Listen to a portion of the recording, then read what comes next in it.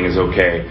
Again, it's just going to be a matter of that motion swinging when he feels like he can do it, and we're going to wait until, like I said before, it's sore. Okay, let's push through it. That's not what we're going to do. We're going to make sure that he can swing a bat and he's not having discomfort. Once we get to that point, then we can start to push a little bit more. But he's not swinging today. We're just going to take it day to day and see when we get to that point. And I know what you're thinking. You're thinking the Red Sox are about to blow a game against the Braves because that's what they do when they play good teams. They can't win series.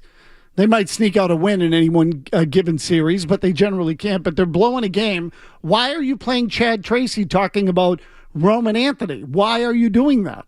I'm going to explain that to you momentarily. But first, guess who's here? Carrabis! Jared Carrabis, presented by Blue Moon Belgian White. Served with its iconic orange slice ritual, Blue Moon is a one-of-a-kind game day beer experience.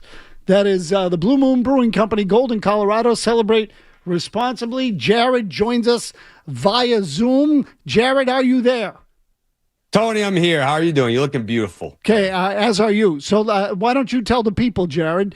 Tell them, why would I be playing Chad Tracy talking about Roman Anthony's injury and the team's strategy on whether he will push through it or not push through it when this all happened a week ago? Anthony's obviously on the injured list. Why are we playing that again now? Sounds to me like they made a mistake up front by giving a timeline for when he's supposed to be back. And now if it ends up taking longer than that, well, you are now, without Roman Anthony even opening his mouth, you're kind of making him look like someone that doesn't want to push through pain and whatnot. So they kind of put him in a bad spot. You didn't have to throw out a timeline. You did, and he's not going to meet it. So therefore, everyone's going to be on him. And that's, again, another reason why you never should have made him the guy in the first place. He's 21 years old. Let him come into his own and not have to carry this entire offense and this entire team. Now you put him in a spot where people are going to be doubting his toughness when you could have just said, we don't know when he'll be back. We'll see. And so, Jared, you hit at the essence of it, because earlier today, and this was at about 3:30 in the afternoon, I think Jimmy Stewart saw it on Twitter. Obviously, we were on the air here, along with Michael Hawley on Felger and Mazz. Roman Anthony said something to Rob Bradford regarding his injury that Rob Bradford tweeted out. And the comment was, quote, "I don't know if it's made clear, but it's a partially torn ring finger ligament. My ring finger CMC." And then Bradford puts in parentheses, carpometacarpal, to be exact, says Anthony. So again, I'll read the whole comment again just so everyone understands it. "I don't know if it's made clear," Anthony said, "but it's a partially torn ring finger ligament. My ring finger CMC, to be exact." Now, you'd say, okay, so what does that mean? Well, a week ago, May 22nd, 6 days ago to be exact, Sam Kennedy was doing a weekly interview where he said, from what I understand, talking about Anthony, from what I understand, he's got a sprain in the ligament at the base of his ring finger. There's no evidence of a tear. The imaging is negative. There's been a second opinion to confirm that, but hand injuries are really tough for baseball players. So Sam Kennedy said a week ago there was no tear. Roman Anthony now goes to Rob Bradford and said, no, there's a tear. And in fact, I'll tell you what the exact ligament is. So I look at the whole thing, Jared, and I say, let me get this part out of the way. Most people will tell you that a sprain, by definition, is a partial tear. That's right. Mm-hmm. It's a stretching of the ligament that, it's like a slight tear. The thing pulls apart. It may not completely rip, but it's effectively a sprain. So to me, the story isn't whether the injury is or is not a tear. The story is that Roman Anthony felt compelled to say exactly what it was, because as a result of the stuff that happened last week, whether it was Chad Tracy or Sam Kennedy or some combination thereof, and we had this discussion right here on this show, not me and you, but I mean in this studio last week, are the Red Sox calling out Roman Anthony for not being willing to go out there and play through the injury? Is that what is happening here? And at least that's the way it was taken by people in the public. Roman Anthony knows that. It makes him look bad. And he's probably tired of hearing from people on social media or Twitter or wherever else, and finally felt compelled to tell someone, no, I have a tear. This is what I think it is. And it's this ligament, again, the carpometacarpal. If you want to know the exact ligament, do the research and tell me what you think. And I'm putting some tone in that. But to me, it feels like the Red Sox have pissed off their star player. I can't imagine that he's super pumped about it. And I think he's got a little case of the rabbit ears, I would say. But if you're the Red Sox, wouldn't you approach this delicately? Like, this is not someone that, like, he's locked into a long-term commitment to your franchise. You've already crowned him as the guy for the Boston Red Sox franchise. So it is a delicate situation where, sure, maybe you do want to nudge him to be like, hey, like, the season's on the line. We could really use you out there. But if he's not willing to go out there and play, or if he can't go out there and play, then what are you going to do? Like, what are you supposed to do in that situation? So, Jared, this is, to me, this is the part of the story that matters. And it's that the Red Sox needed to do a better job of defending their star player. And they needed to be careful with how they handled it, because he's clearly pissed off. And so this to me is, it's one of, we talked a little bit about it when Michael Hawley was here earlier today, Jared. Like, I have long maintained the most critical relationship in any baseball organization, and I would go so far as to tell you any sports team, but let's stick to baseball because, you can't always cross sports, as we like to say. But the most important relationship is the head of baseball operations in the front office and the manager. The link, the way I'll put it is, the link between upper management and ownership and the uniform personnel. So for years, when the Red Sox were at their best, that link was Theo Epstein to Terry Francona. That is where the connection had to take place.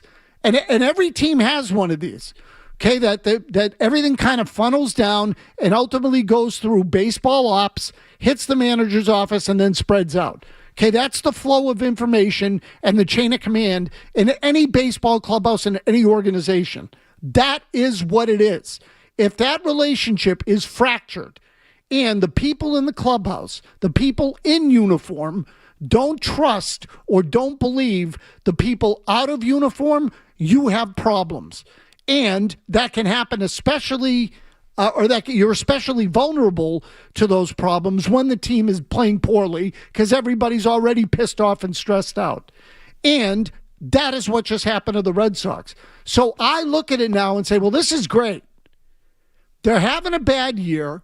Everyone doubts whether or not they can actually go out and put a winner together. There's very little faith in Craig Breslow to begin with.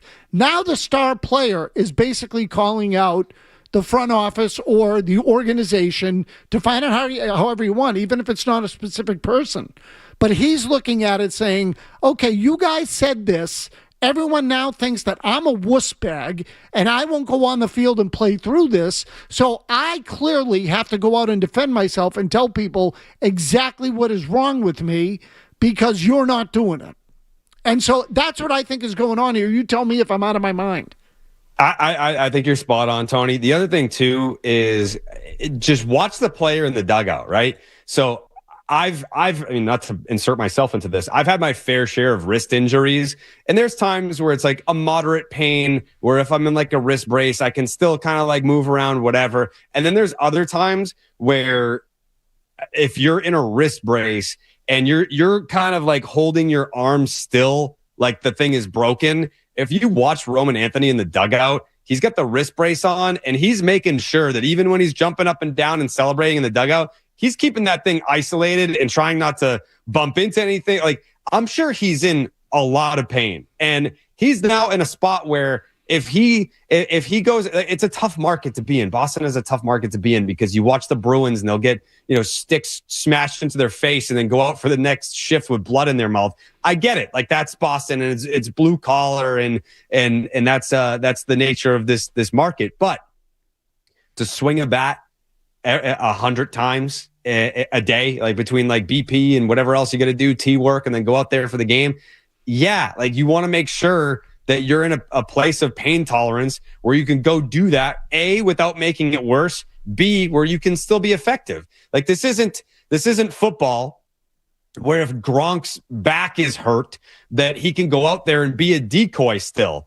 He's got to go out there and be able to swing the bat. And he's an exit velocity guy. He swings really hard. Maybe that's part of the problem, but he swings really hard. That's how he makes his money. That's how he makes contact and hits all of his home runs and extra base hits. So I feel for him because it is, you're in an impossible spot. Either you say something and you're going against the team, or you're trying to say, like, hey, the situation is much worse than they're trying to say. You don't want to go head to head with yourself and the organization that just gave you $150 million. But at the same time, I don't need the media and the fans calling me a wuss. I don't want that. So yeah, go ahead. Speak your piece.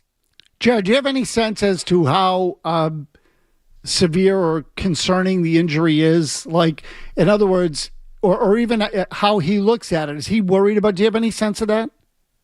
I haven't spoken to him in quite some time, but I think just looking at it on the surface, the Red Sox for whatever reason, came out and said, yep, quick little IL stint, and we'll see him in 10 days or 15 days, what have you. And when it became more than that, well, now there's some finger pointing going on, and I don't think that serves anybody.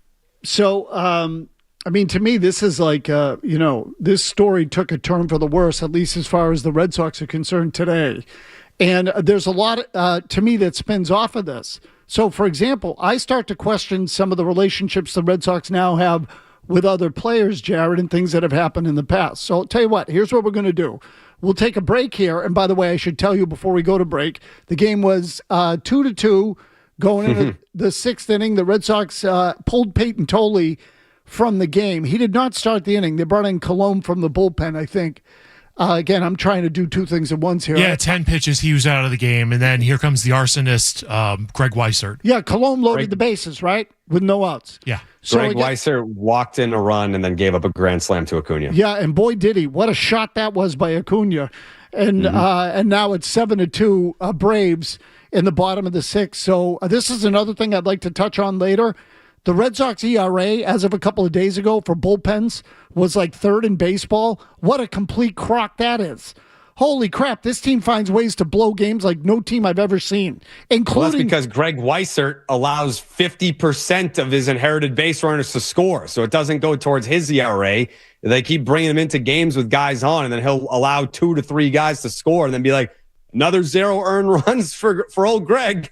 Okay, so maybe for him... 21 inherited runners have scored when Greg Weissert's been on the mound. Okay, so I will also tell you, though, that it was, in this case, a reliever put those runners on base. So it does still add up in the bullpen ERA overall. The point is, Mazz, Weissert blows. Okay, well, you're not going to get any argument from me. I've been saying that for a long time. It's a hard thing for me to say about my paisan, Greg Weissert, fellow Italian, Team Italy member. But nonetheless, the Red Sox are now getting their asses kicked after winning last night. Not that that should surprise you, but as I said, I want to examine a little bit more. First of all, we can't play highlights for you while the game's going on. So, and it's hard to talk about the game in real time while it's being played because, again, with the Red Sox right now, especially, everything is big picture. But I do want to talk about this whole thing with Roman Anthony and what it means as far as how the franchise looks, because there's been a lot of crap that has gone on with this team in the last year, call it, that really does make you wonder about how they manage the relationships with the best players on their team. We'll get to that when we come back with Jared Carrabis on the Baseball Hour.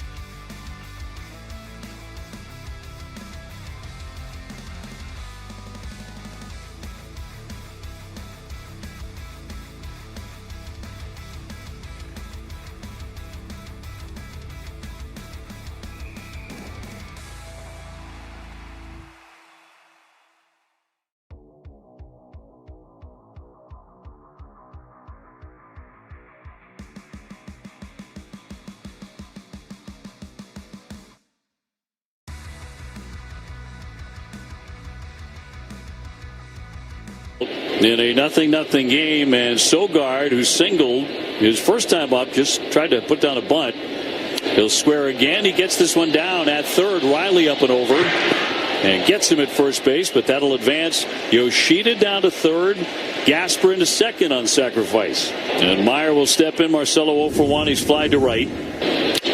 Ground ball to first and misplayed by Olsen. A run is in. Masataka will score. Rumbling into third, Mickey Gasper. Meyer hit it right at Olsen. Braves have played some very shoddy defense tonight. And the Sox are on the board 1-0. Connor Falefa swinging away, and he rips a line drive base hit into left. Another run scores. Gasper touching home plate. Connor Falefa swinging it. Red Sox lead it 2-0. Cedar Rafael, a 2 for 2 tonight. He's up next. A shattered bat, blooper over short. That dunks down for a hit. Meyer will be held at third, and the bases are going to be loaded. Sox have 8 hits. Elder, not sharp. Sox doing a really nice job after a nice adjustment after facing him the last time out. And how he wants to attack. He's been really good at bats, good contact. Man at every base. That's ripped into left field. In to score Meyer. Here comes Connor Falefa. The throw home. He slides. He's going to get in. And the runners move up as it gets away. 4-0 Boston. So it's Rafael at second and Duran leading from third, and a 2-2. Line drive, base hit. Another run is in. Cedar coming around as well. He will score. That gets 2. Wilyer Abreu with RBIs 21 and 22 to make it 6-0 Sox.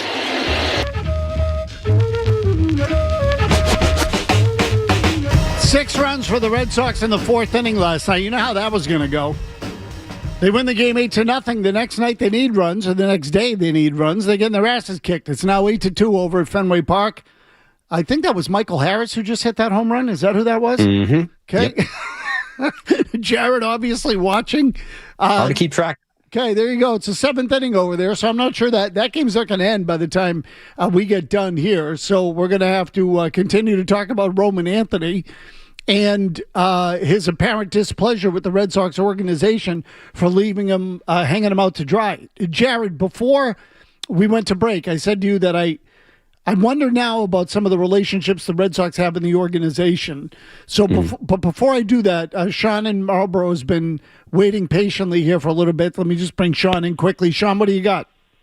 Mazz, I'm not. You probably don't remember, but I was the first person to call into the Felger and Mazz show to complain about ownership.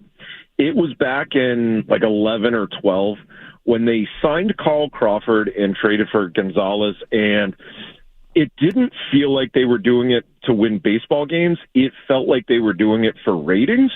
And then they turned around and they dumped half their team onto the Dodgers in what felt like a salary dump. And like I called in and it was just, that was the start to me of when they at least showed that they had already won 2. They ended up winning 2 more. They happened to still have talent on the team. They brought in Dombrowski, and it still felt like they were winning because they were going for ratings, but they happened to be winning. That's, I think, when the shift really, you could feel it. Sean, I don't disagree with you. I mean, I think when you really look at it, what you said plays out. So look, you want me to oversimplify it, Jared? I'll oversimplify it. They won the first 3 because they had David Ortiz. Okay, that's why they won the first 3. Now, I'll add Manny Ramirez in there, too. But the point is that David Ortiz had some clutch hits that nobody could ever possibly forget. And let's not forget the one in 2013. They got outplayed by Detroit in that series. And when I say outplayed, meaning Detroit, let me rephrase. Detroit was the better team. The Red Sox were on the verge of going down 2-0 when David Ortiz hit the grand slam in Game 2, and everything changed. So the Red Sox ended up winning the series. And then what did he hit in the World Series that year? Wasn't it like 688? I was going to say it was like 600. Okay. 688. Thank you, Jared. So they won Ortiz because of Ortiz in 04. They won because they had Ortiz and Manny Ramirez in 07. And I'm not telling you that team wasn't good. It was. But the point being is that you still had the centerpiece in the lineup in 04 and 07 that made you a championship caliber team. Then Ortiz saved your ass in 2013. And in 2018, yes, they won with a bunch of guys that they developed from their farm system. They had also signed David Price, traded for Chris Sale, and let's not leave this one out, signed J.D. Martinez. The lineup lacked pop in the middle when they signed J.D. Martinez, and in 2018, he had a freaking monster year. Monster. So the idea that you can just win homegrown to me is a little bit of a stretch. You have to augment your team, and they did that. Now, can I get to the other thing, Jared? Sure. Okay. The current quote-unquote dispute or issue with Roman Anthony, how many relationships have they effed up in a short period of time in the last year? Because I would tell you the Alex Bregman thing got effed up. Mm-hmm. That is a guy they should have kept, seemingly wanted to stay here. They dicked around with the negotiation to the point where Bregman said, F off, I'm signing with the Cubs. Because the Red Sox were prepared to give him the same money, I think, or something close to it anyway, even if it had more deferred money and the no trade and all that. The point is, the Red Sox didn't get serious until Bregman was walking out the door. So he got pissed and said, go pound sand. And that came after they effed up the relationship with Rafael Devers. So when someone breaks up, or when there are 3 divorces, and one person is involved in all 3, don't you start looking at that and saying that that person is the problem? You trying to ask me if Craig Breslow deserves a job, Tony? Okay, so not just Breslow. I really mean more the organization as a whole, because I'm not sure that Breslow effed this one up. Maybe he did. He's certainly the head of baseball ops. Sam Kennedy said something that may have angered Roman Anthony. But you see what I'm getting at here? Maybe not the Roman thing, but I think you can probably point fingers for how the Bregman thing went down. I think you can point fingers for the communication with how the Devers situation unfolded. If we were to power rank, if we're going to look at the front office / ownership as this one entity, I don't know that I'm expecting, a 79-year-old man to be the person that should be the first. He hires people to handle these things so that he doesn't have to. Yeah, that's right. I mean, so I got you. I'm just saying that it all seems to be this is what I was saying last segment, Jared, about the relationship in the organization, or the relationship between upper management and ownership and the clubhouse. It has to funnel through somewhere. So, think of it as a bottleneck. It's an hourglass. The organization has the top part. The organization has the bottom part, and you can call it the business side and the baseball side. Call it whatever you want. But there's a funnel there in the middle that has to be strong to support the organization. And on this team, it's not strong. There's a backup there, a problem there, a blockage there that currently has seen us or allowed us to see the breakdown of the Rafael Devers relationship, the departure of Alex Bregman, and now Roman Anthony getting pissed off because he feels like he's being thrown under the bus. I don't think they know how to handle the relationships anymore, Jared. No, and to an extent, maybe it's a reach, but the way that things were handled with Marcelo Meyer in spring training, pissing him off, that's Roman's best friend. So maybe he was a little bit perturbed before all this injury stuff and the who said what happened in the first place. So that's one I didn't even consider. I just wonder, I just think they're effed up, Jared. I don't know what else to tell you. I mean, to me, that's the best way to put it. I think the organization is so effed up. I said this last night. I'm curious as to whether or not you agree. Last night, for whatever reason, I felt as hopeless about the direction of the Red Sox as I have felt in a long time, maybe ever, that I look at them and say, I'm not sure how they fix this. And I'm not even sure how many real concrete building blocks they have, given some of the stuff that's going on. I have no faith in Marcelo Meyer anymore as a player. I like Abreu, but I don't think he is like an all-star or let me rephrase, superstar. I like Anthony, but he does get hurt a lot. Then last night, I should add, Connor Early went out and pitched a great game against a good team. Early is now 5-2 with a 2.95 ERA, I think it is. So there is something with Early to kind of latch on to. I like Tolle. His pitch count ran up today, but there's something there with Tolle. But I am as down on the organization as I have been maybe ever. And I don't know if that's a me problem or a them problem or some combination of the two. Is it a you problem? Yeah, I mean, I've been there for a little bit and just been accused of being a negative Nancy. And I don't know. I feel like if I'm really down on them, I have to kind of go back and forth in my thoughts of like, am I too close to the situation? You know, like, am I too consumed by it where I'm paying attention too much and that's why I'm negative about it? And if I were to take a step back, it's like, and look around the league at other team situations and have that perspective, is it really all that bad? But ultimately, I think where I land is what I've been saying this entire season to you, Tony. They don't employ someone who cares just about the Boston Red Sox. They have a central entity in FSG, Fenway Sports Group, who own a bunch of sports teams, and they have a lot of money spread out across a lot of different enterprises, let's call it. And at the end of the day, if you are at the top of the top and you're looking at it saying, well, if I win the Premier League once, I make more money than if the Red Sox, if you take the 4 World Series combined and take all the money that we made from that, it's still more beneficial to me to win one Premier League title, then that's an issue to me that there's not one person, let's say, with power. Because obviously, Craig Breslow's only job is to care about the Boston Red Sox and build the Boston Red Sox.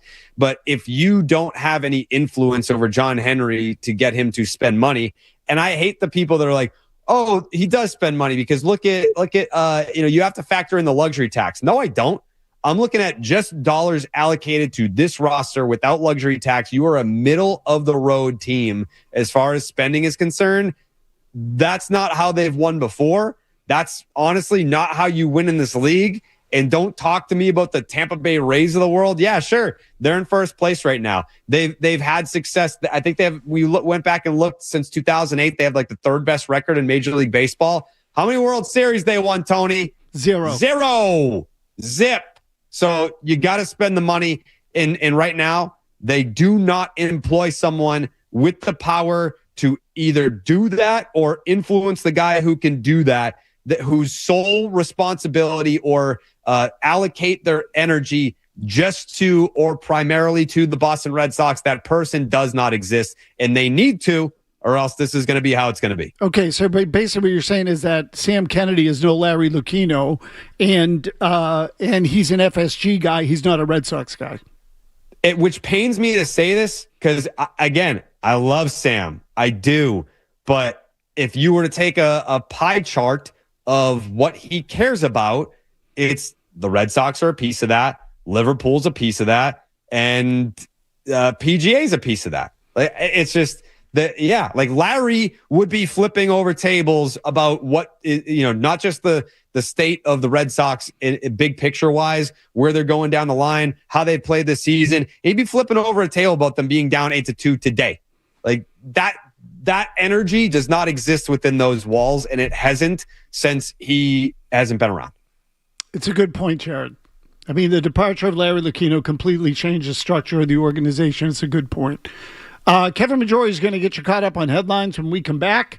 We will get more from Jared. I see a number of you lined up on the phones as well. We'll take your calls. The Red Sox down 8-2 in the top of the 8th now over at Fenway Park on their way to another home loss in what feels like a lost season. And I want to ask Jared about Craig Breslow and some of the media rounds that Breslow has been making this week and what that could possibly mean, what he takes out of it. We'll get to that when we come back.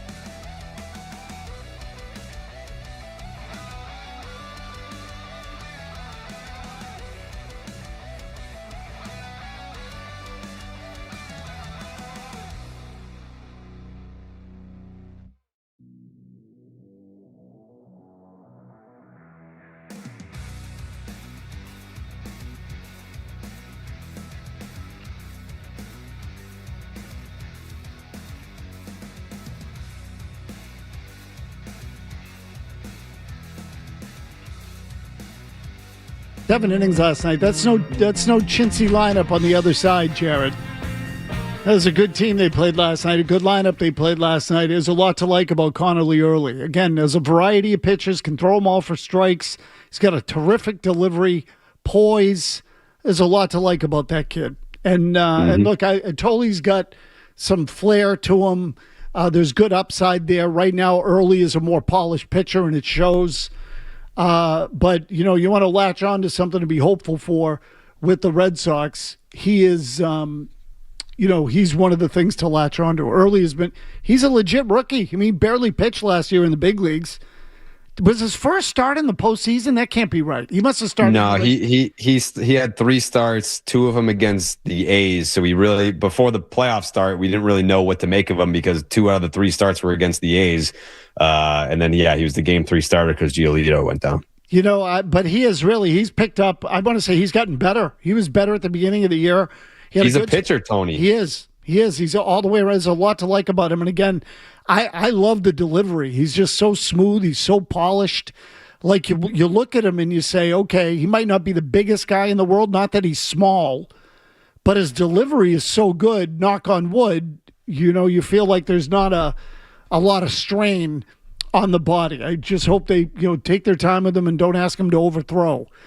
Anyway, I was talking earlier about Craig Breslow, and Jared, he had a series of interviews that he did this week. One was with Nesson, which happens all the time. There was one with The Athletic. There was one with Mass Live. From what I understand, he was doing a lot of one-on-ones and was open to doing them. And I'm just wondering why you think that is. Why all of a sudden, but why at this time? As the Red Sox approach June 1, why is he making himself so available? It's a good question. I feel like if you're Craig Breslow, I'm just guessing in terms of what the communication is between him and ownership, but it's almost like campaigning to be the guy to handle the trade deadline, right? Like if it continues to go the way that it's been going and you're going to fall farther, because before it was like, oh, the American League stinks, so the Red Sox are still going to hang in it. Even with as bad as the American League has been, they're kind of falling out of it, which is pathetic to say. So if you fall out of it by the time the trade deadline approaches, then the Red Sox have a decision to make. Are you the guy that we entrust to make the necessary moves to get us back on the right track? Obviously not for this year, but for the future of this franchise. That's something that's probably going to be in the back of his mind. Like I'm campaigning for the job that I already have to at least get to the offseason. I feel like that has to be a thought. Okay, so Jared, if that's the case, then he's on the hot seat, is what you're saying. So are we? How could he not be? Okay, so this is what I'm asking you, because in my head, I looked at it and said, okay, they fired Cora. Breslow's going to get the rest of the year. And then who knows what happens after that? There might be a work stoppage. Like, I sort of looked at it as they fired Cora. If the year goes bad, they'll blame Cora. They say it was a bad start. We couldn't dig out of it. Anthony got hurt. They'll make excuses, and they'll give Breslow one more year. But you seem to think that it could be more dire than that they fired Cora in end of April, I guess it was, right? They fired Cora in April. How do you blame the manager that got fired in April? You had 5 months. And I'm not saying it's Chad Tracy's fault. Like, he was obviously thrown into a position that I don't think when the season started he thought was going to be on the table. I think everyone is up. I feel like when you look at this team right now, I'm not saying clean house, but I don't think anyone should feel safe given, if you were to ask the Red Sox in spring training, hey, what do your projections say as far as the win total is concerned for this roster? If we simulate this season 100 times, what is the average win total that you think your algorithm is going to spit out? They would probably tell you somewhere in the mid-90s. Like, I was at 90 wins, and I thought that I was being a Red Sox bobo, but I think that the actual team was even more enthusiastic or overzealous about this roster and what they were capable of. So yeah, if that's what you think you had, blow up the algorithms. Like whatever systems you have in place, they're not working. They don't determine correctly what we should be looking at in terms of where this team is headed. It's there. To your point, do I feel hopeless? Yeah, a little bit. You know, like I look at some of the talent. Like I know you said you don't believe in Marcelo. I still do. People are kind of, I don't want to say everyone, but some people are out on Roman. I'm not. There's still guys that I think there's plenty of time for them to become good to even great Major League Baseball players that are here right now. Like, look at how long it's taken Ceddanne Rafaela to become the player where I'm like, hey, there's a whole outfield there on the right side. He's finally figuring that out, and the chase has gone down. Like sometimes it takes these guys a little while. By comparison, I think it looks worse and more dire when you look around the league and these other teams have rookies that come up and in year one, they're 4 to 5 win players. And you're like, well, what's wrong with our system here? Also another question that you could be asking. Okay, so Jared, let me ask you this question then. Let's say, because again, I was operating under the premise that Breslow was going to get a little more time, and I don't have anything to base that on other than just, you know, you just can't keep blowing people out and expect the organization to go anywhere. So let me put it to you this way: if Craig Breslow gets fired, you know, this season or after the season, which is the latter of which is more likely, how do you feel about that? I would say so if that were to happen. You understand the complexity of the question, because a lot of fans would say, yeah. Where do you go? Right. A lot of fans would say, get rid of him. That guy sucks. But then the question becomes, okay, well, then who takes over? What happens? You have to start over again. So this is why I'm asking, how do you feel about it if they fire another GM? I think it's a bad look, but at least it's not sticking with someone. If you feel like it's a mistake, if you feel like it was a bad hire, or if you feel like it's not working, do you really care to stick it out for another 2 years just for the optics sake? Or is it better to admit the mistake or come to terms with the fact that it's not working and do something to fix it, or at least begin the process of fixing it? Does that make more sense? I mean, both situations suck, right? I mean, Breslow was whatever down the list option for getting hired in the first place. But if it were to happen tomorrow, they have internal options, right? You know, I feel like you're not going to call around the league and try to, you know, get a blue chip, big name executive from another organization. Hey, can we interview this guy or whatever? Are there people within the organization that could step in and fill that role tomorrow? Maybe, probably. Okay. Would you let Breslow run the deadline?